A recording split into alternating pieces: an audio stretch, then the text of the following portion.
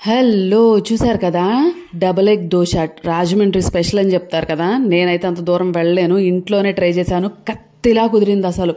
టేస్ట్కి టేస్ట్, హెల్త్కి హెల్త్, అవి రెండు పక్కన పెడితే అసలు ఒక మంచి అద్భుతాన్ని ఇంత సింపుల్గా ఎలా సృష్టించామా అనుకుంటాం అనమాట.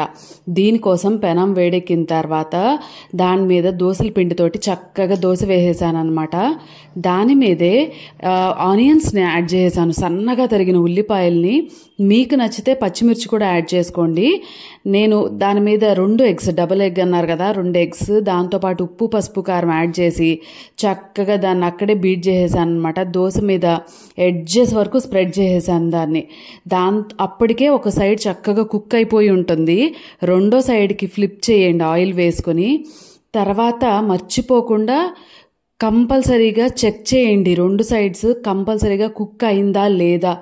ఎగ్ కనీసం హాఫ్ కుక్డ్ స్టేజ్లో ఉంటే చాలా నీసు వాసన వచ్చే ఛాన్సెస్ ఉన్నాయన్నమాట. ఓకేనా, చూసారు కదా చక్కగా నీట్గా కుక్ అయిన తర్వాత ఇది అసలు కిటుకు.